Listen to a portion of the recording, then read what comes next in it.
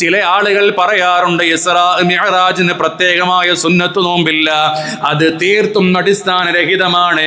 മിഅ്റാജ് നോമ്പിനെ തള്ളുന്നവർ അന്ന് റസൂലുള്ളാഹി സ്വല്ലല്ലാഹു അലൈഹി വസല്ലമ തങ്ങളുടെ മിഅ്റാജിന്റെ യാത്രയെ തന്നെ തള്ളിയവരുടെ പിൻഗാമികളാണ് എന്ന് പറയാൻ നമ്മൾ നിർബന്ധിതരാകുകയാണ്.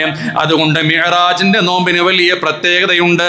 ഹിജ്റ 831 വഫാത്തായ ഇമാം ബർമാവി റഹിമഹുല്ലാഹ് രേഖപ്പെടുത്തി വെക്കുന്നുണ്ട്, യുസന്നു സൗമുൽ മിഅ്റാജ്, മിഅ്റാജിന്റെ ദിവസത്തിൽ നോമ്പനുഷ്ഠിക്കൽ സുന്നത്തുണ്ടെന്ന്. അതുപോലെ തന്നെ മഹാനായ സക്കരിയൽ അൻസ്വാരി തങ്ങളുടെ അതേ മൻഹജ് എന്ന് പറയുന്ന ഗ്രന്ഥത്തിന് ശറഹ് എഴുതിക്കൊണ്ട് ഹാഷിയത്തുൽ ജമൽ അലാ ശറഹിൽ മൻഹജ് എന്ന ഗ്രന്ഥത്തിൽ സുലൈമാനുൽ ജമൽ തങ്ങൾ അതേ മിഅ്റാജിന് പ്രത്യേകം സുന്നത്തായ നോമ്പുണ്ടെന്ന് പഠിപ്പിക്കുന്നുണ്ട്. ഹാഷിയത്തുൽ ബൈജൂരിയിൽ ഇബ്രാഹിമുൽ ബൈജൂരി തങ്ങൾ രേഖപ്പെടുത്തി വെക്കുന്നുണ്ട്. ഫത്ഹുൽ മുഈനിന്റെ വിശദീകരണ ഗ്രന്ഥമായ ഇആനത്തു താലിബീനിൽ അവിടെയും ഇത് രേഖപ്പെടുത്തി വെക്കുന്നുണ്ട്. എന്ന് മാത്രമല്ല ഫത്ഹുൽ അല്ലാം എന്ന് പറയുന്ന ഗ്രന്ഥത്തിൽ നാളത്തെ മിഅ്റാജിന്റെ നോമ്പ് ശക്തിയായ സുന്നത്താണ് എന്ന് വിശദീകരിക്കുന്നുണ്ട്.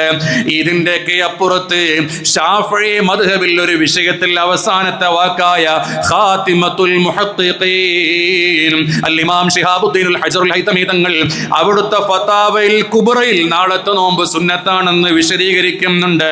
മഹാനായ ശൈഖ് ജീലാനി തങ്ങൾ അവിടുത്തെ കിതാബിൽ രേഖപ്പെടുത്തി വെക്കുന്നുണ്ട്. 60 മാസം നോമ്പ് അനുഷ്ഠിച്ച പ്രതിഫലം നാളത്തെ നോമ്പിനുണ്ടെന്ന് രേഖപ്പെടുത്തി വെക്കുന്നുണ്ട്. മഹാനായ ഹുജ്ജത്തുൽ ഇസ്ലാം അബൂ ഹാമിദുൽ ഗസ്സാലി റഹ്മത്തുള്ളാഹി അലൈഹി അവിടുത്തെ ഇഹ്യാ ഉലൂമുദ്ദീനിൽ ഇതേ അഭിപ്രായത്തെ ശരിവെച്ചുകൊണ്ട് അവിടെ ഒന്നും രേഖപ്പെടുത്തി വെക്കുന്നുണ്ട്.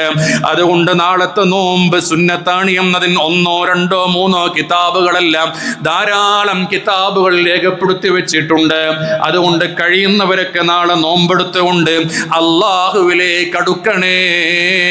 അല്ലാഹുവേ, നിന്റെ പൊരുത്തത്തിൽ ജീവിച്ചുകൊണ്ട് നിന്റെ പൊരുത്തത്തിൽ മരിക്കാൻ സാധുക്കളായ ഞങ്ങൾക്ക് നീ തൗഫീഖ് നൽകണം അല്ലാഹ്.